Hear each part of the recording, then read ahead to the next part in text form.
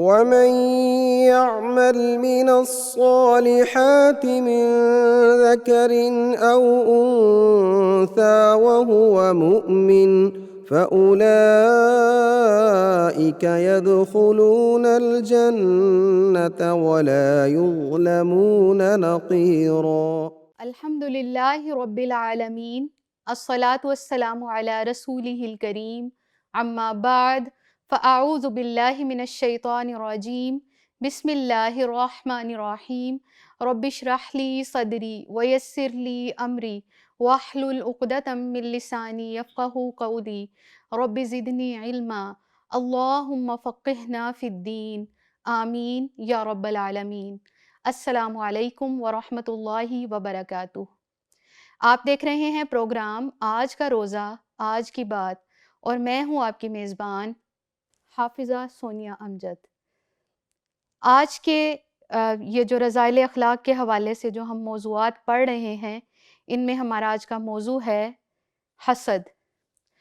حسد ایسی برائی کو کہتے ہیں جس میں انسان دوسرے کے اندر کوئی کوالٹی دیکھ کے جلتا اور کڑتا ہے، اور یہ کہتا ہے کہ یہ اس کے پاس کیوں ہے، میرے پاس کیوں نہیں ہے، میں اس سے زیادہ مستحق ہوں۔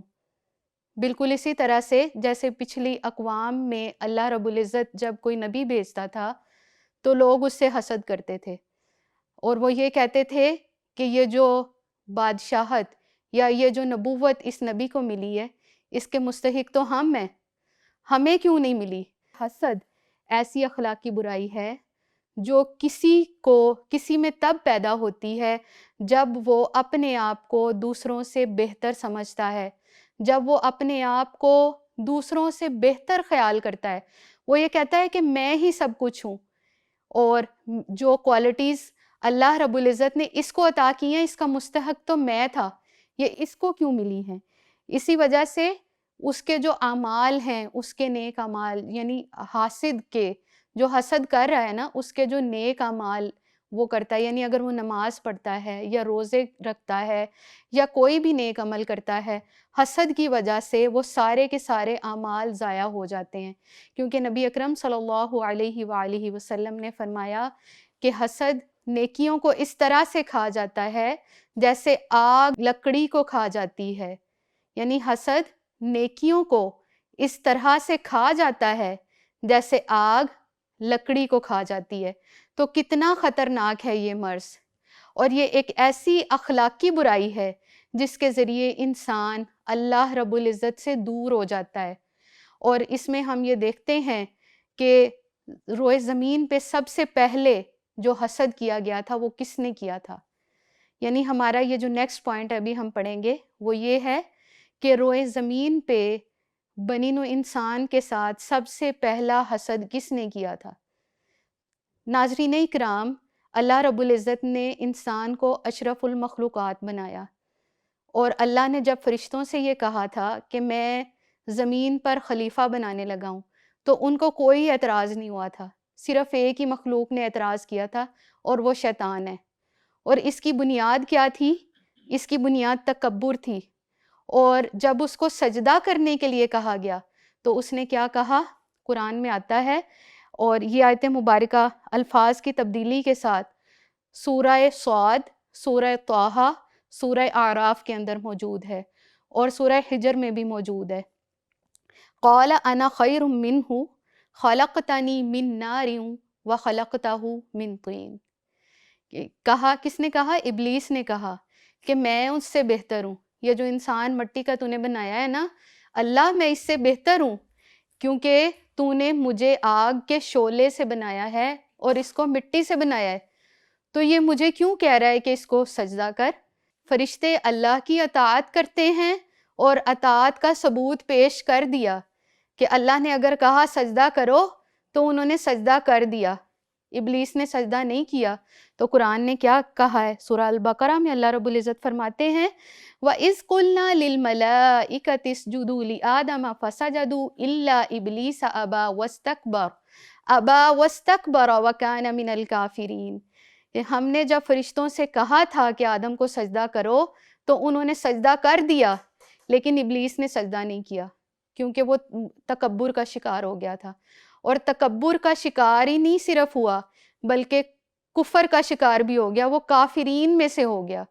اور جب کافرین میں ہوا تو اللہ نے اس کو شدید سزا یہ دی کہ اللہ نے اس کو راندہ درگاہ کیا، اپنے پاک جنت سے نکال دیا، اور اللہ رب العزت نے آدم علیہ السلام کو آزمائشیں ضرور دی لیکن توبہ کے کلمات بھی سکھائے۔ یہ پوری انسانیت کے لیے ثبوت فراہم کرتے ہیں کہ اگر کوئی کسی کے لیے اپنے دل میں بغض یا کینہ غلطی سے پال لیتا ہے تو اس کو چاہیے کہ وہ رمضان المبارک میں اللہ سے توبہ کر لے، اور اب توبہ کے بھرپور مواقع ہمارے پاس موجود ہیں۔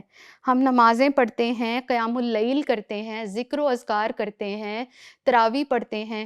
ناظرین اکرام، رمضان المبارک کی سب سے خوبصورت اور دل لگانے والی جو نماز ہے وہ نماز تراویح ہے، اور اس میں جتنی روح تسکین پاتی ہے، جتنا دل خوش ہوتا ہے، یہ پورے سال میں ہمیں کوئی ایسی نماز اس طرح سے نصیب نہیں ہوتی کہ ہم جس میں قرآن سنتے ہوں اور اتنی ڈیٹیل کے ساتھ سنتے ہوں۔ تو اس کے بعد توبہ کرنے کا جو اجر ہے وہ یقیناً بڑھ جاتا ہوگا۔ تو اگر ہم کسی کے بارے میں نیگیٹو سوچتے ہیں، اگر ہم کسی کے بارے میں نیگیٹو خیال کرتے ہیں کہ ہم یہ سمجھتے ہیں کہ یہ فلاں کو کیوں چیز ملی ہے، مجھے کیوں نہیں ملی، تو ایسی چیزیں اپنے دل سے نکال دیں، کیونکہ یہ اللہ کا فیصلہ ہے۔ اس کے علاوہ یہ کہ حسد کے جو مختلف درجات عام طور پہ علماء نے بیان کیے ہیں وہ یہ ہیں، ان میں سے چند میں آپ کے سامنے ذکر کر دیتی ہوں کہ حاسد جو ہوتا ہے وہ دوسرے کے پاس کوئی نعمت دیکھ کے خیال کرتا ہے کہ یہ نعمت میرے پاس بھی ہو اور اس سے چھن جائے، یہ حسد ہے۔ اور ایک دوسری کوالٹی، اس کو بلکہ کوالٹی کہیں گے، اور یہ پھر حسد نہیں رہتا، رشک ہو جاتا ہے۔ یہ اس حوالے سے حدیث مبارکہ بھی موجود ہے کہ نبی اکرم صلی اللہ علیہ وآلہ وسلم نے فرمایا کہ قابل رشک تو دو لوگ ہیں، یعنی ویسے حسد جائز نہیں ہے لیکن دو باتوں پر حسد جائز ہے۔ ایک اس شخص پر حسد جائز ہے جس کو اللہ نے قرآن پاک کی نعمت سے مالا مال کیا ہو، وہ قرآن پڑھتا ہو اور اس قدر خوبصورتی سے قرآن پڑھتا ہو، ترتیل کے ساتھ قرآن پڑھتا ہو کہ سننے میں بہت مزہ آتا ہو، اور اس کا ہمسایہ جب اس کی تلاوت سنتا ہو تو وہ یہ کہتا ہو کہ اے اللہ، جس طرح سے تو نے اسے قرآن عطا فرمایا ہے نا، ویسے مجھے بھی عطا فرما دیتا تاکہ میں بھی اسی طرح سے قرآن پڑھتا۔ تو یہ ہے رشک، یہ پازیٹیو ہے، یہ نیگیٹو نہیں ہے۔ اور دوسرا بھی ایک اور اس کی بات بتائیے اسی حدیث مبارکہ میں نبی صلی اللہ علیہ وسلم نے، کہ اگر کسی کو اللہ نے مال دیا اور وہ اس مال کو اللہ کی رضا کے لیے دن رات خرچ کرتا ہے تو ایسے شخص سے بھی رشک جائز ہے، یعنی یہ پھر رشک ہوتا ہے، یہ حسد نہیں ہوتا۔ رشک جائز ہے، حسد جائز نہیں ہے۔ تو اب یہ ہم نے دیکھنا ہے کہ ہم کسی کے پاس نعمت دیکھ کے یہ کہتے ہیں کہ یہ نعمت اس سے چھن جائے، ہمیں مل جائے، تو یہ حسد ہے۔ اور اگر ہم کسی کے پاس نعمت دیکھ کر پازیٹیو سوچنے لگتے ہیں کہ یہ بڑی اچھی چیز ہے، اچھی بات ہے، اس کے پاس بھی ہے لیکن کاش یہ میرے پاس بھی ہوتی، تو یہ ناجائز ہے۔ اس کے علاوہ ایک اور بات یاد رکھیں، مجھے اکثر اسٹوڈنٹس یہ کہتے ہیں کہ ہمارے پاس ہم جب کسی کے اچھے نمبر دیکھتے ہیں نا، ہمیں بہت غصہ آتا ہے۔ ہم کہتے ہیں کہ ہم بھی ان کے ساتھ ہی پڑھتے ہیں تو ہمارے نمبر اچھے کیوں نہیں آئے، اس کے کیوں اچھے آئے ہیں۔ یا ایک دفعہ ایسا ہوا کہ بلکہ جب میں یونیورسٹی میں پڑھتی تھی، میں اپنا واقعہ بتا دیتی ہوں کہ مجھے لیپ ٹاپ ملا جب، تو میری ہی فرینڈ نے مجھے دیکھ کے یہ کہا کہ یہ تو میرے جیسی ہی ہے، اس کو کیوں ملا ہے، مجھے کیوں نہیں ملا۔ اور ایون اس نے میرے منہ پہ یہ بات کہی کہ جب اپنے جیسے کو کوئی ایسی خوشی ملے نا جو ہمیں نہ ملے تو دل جل جاتا ہے۔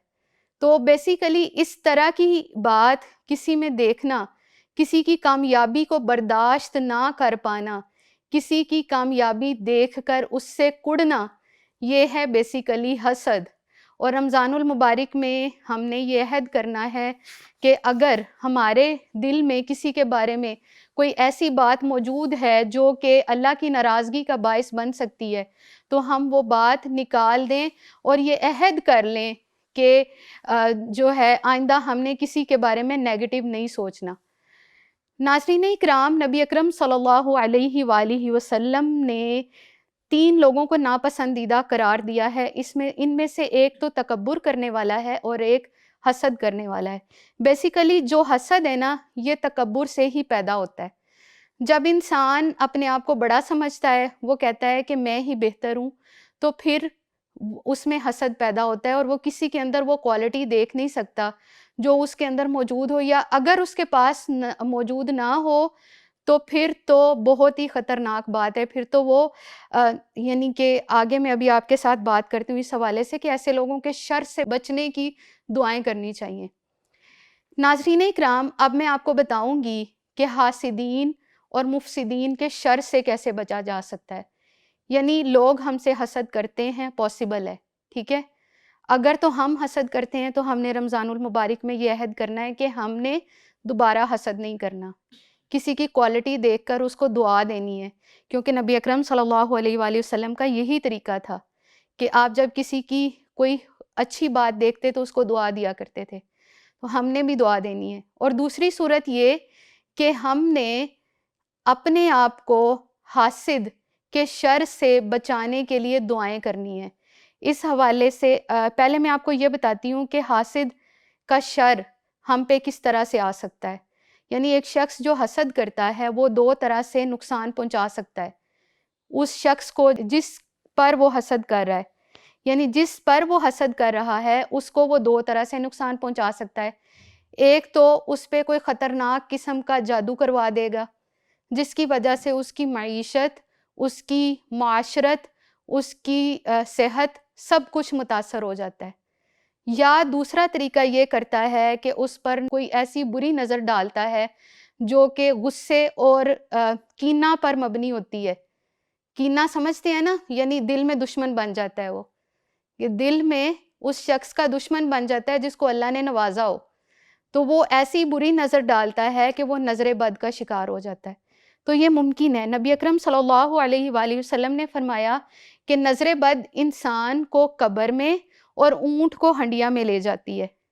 تو نظر بد بیسیکلی یہ پیدا ہوتی ہے حسد کی وجہ سے، اور ہمارے معاشرے کے اندر حسد، تکبر، بغض اور کینہ یہ بہت زیادہ پھیل رہی ہیں آج کل۔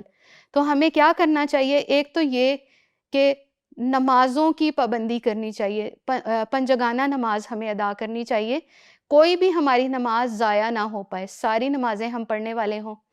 دوسرے نمبر پہ ہمیں صبح و شام کے اذکار کی پابندی کرنی چاہیے، کیونکہ صبح کے اذکار میں بھی اور شام کے اذکار میں بھی ایسی دعائیں موجود ہیں جو ہمیں حاسدین اور شیاطین کے شر سے محفوظ رکھتی ہیں، خواہ وہ انسانی شیاطین ہوں یا جناتی شیاطین ہوں، ان کے شر سے ہمیں یہ دعائیں محفوظ رکھتی ہیں۔ اس کے علاوہ تیسری چیز ہم نے یہ کرنی ہے کہ تلاوت کی کثرت کرنی ہے، قرآن پاک سننا بھی ہے اور قرآن پاک پڑھنا بھی ہے۔ یعنی اگر ہم قرآن پاک زیادہ پڑھیں گے تو بھی ہم اسٹرانگ ہو جائیں گے روحانی طور پہ، اور سننے سے ہمارے جو انٹرنل جیسچرز ہوتے ہیں، ہمارا اسپرچول لیول جو ہے وہ اس سے اسٹرانگ ہوتا ہے، ہماری روح اس سے مضبوط ہوتی ہے۔ تو ہم نے اپنی روح کو مضبوط کرنے کے لیے قرآن سننا بھی ہے۔ اور ایک دعا ہے جو کہ نبی اکرم صلی اللہ علیہ وآلہ وسلم نے فرمایا ہے کہ جو شخص صبح کے وقت یہ دعا پڑھتا ہے تو صبح سے لے کے شام تک ہر قسم کے حاسدین اور شیاطین کے شر سے محفوظ رہتا ہے۔ اور وہ کون سی دعا ہے؟ لا الہ الا اللہ وحدہ لا شریک لہ لہ الملک ولہ الحمد وہو علی کل شیء قدیر۔ یعنی یہ دعا اس کی کثرت کرنی ہے، صبح اگر پڑھیں گے تو انشاءاللہ شام تک شیاطین اور حاسدین کے شر سے محفوظ رہیں گے۔ اور ایک روایت میں یہ بھی آتا ہے کہ نبی اکرم صلی اللہ علیہ وآلہ وسلم نے فرمایا کہ جو شخص مغرب کے بعد اس دعا کو پڑھتا ہے تو وہ صبح صادق تک یعنی فجر تک ہر قسم کی بلاؤں سے محفوظ رہتا ہے۔ تو ہم اللہ کے ذکر کے ذریعے، نمازوں کے ذریعے، اللہ کے قرب کے ذریعے ہم ہر قسم کے شیاطین اور حاسدین سے محفوظ رہ سکتے ہیں۔ کسی نے ایک بات بتائی تھی تھوڑے دن پہلے کہ وہ کسی پہ جادو کرنا چاہتے ہیں لیکن اس پہ جادو ہوتا نہیں ہے۔ تو جادو کیسے نہیں ہوتا؟ تو میں نے پہلے یہ پوچھا کہ آپ کیوں اس پہ جادو کرنا چاہتے ہیں، تو انہوں نے آگے سے یہ جواب دیا کہ ہماری اس سے فلاں فلاں دشمنی ہے، ہم اس لیے کرنا چاہتے ہیں۔ تو اب سوال یہ پیدا ہوتا ہے کہ جادو کیوں نہیں ہوتا؟ تو اس کا جواب یہ ہے کہ صبح و شام کے اذکار کی وہ پابندی کرتے ہوں گے، نماز پڑھتے ہوں گے. اور ایک اور چیز جو میں آپ کو بتانا بھول گئی، لوگ عام طور پہ اس مس انڈرسٹینڈنگ کا شکار ہیں کہ جادو تو ہو کے ہی رہنا ہے، ہم چاہے جتنی مرضی نمازیں پڑھ لیں یہ ہونا ہے، نظر بد بھی ہو جانی ہے، جادو بھی ہو جانا ہے، سب کچھ ہو جانا ہے. تو کیوں؟ دلیل یہ لے کے آتے ہیں کہ نبی صلی اللہ علیہ وسلم پہ جادو ہوا تھا. یہ بالکل درست بات ہے، آپ پہ ہوا تھا، لیکن اس بات کا دوسرا پہلو کوئی بھی بیان نہیں کرتا کہ نبی اکرم صلی اللہ علیہ وآلہ وسلم پہ جب جادو ہوا تھا نا، تو اس کے بعد اللہ تعالیٰ نے سورہ فلق اور سورہ ناس نازل کی تھی. تو یہ صبح و شام کے اذکار میں بھی ہم لوگ پڑھتے ہیں، اور اس کے بعد نماز کے بعد کے جو اذکار ہم پڑھتے ہیں ان میں بھی یہ شامل ہے. تو جب کوئی یہ پڑھ کے اپنے اوپر دم کرے گا تو وہ ہر قسم کے شیاطین، حاسدین اور مفسدین کے شر سے محفوظ رہے گا.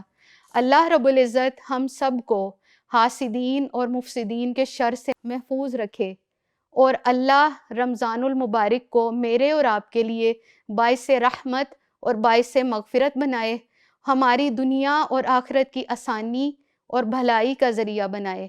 وآخر دعوانا ان الحمد للہ رب العالمین. سبحانک اللہم وبحمدک اشہد ان لا الہ الا انت استغفرک واتوب الیک. السلام علیکم ورحمۃ اللہ وبرکاتہ. ومن يعمل من الصالحات من ذكر أو أنثى وهو مؤمن فأولئك يدخلون الجنة ولا يظلمون نقيرا.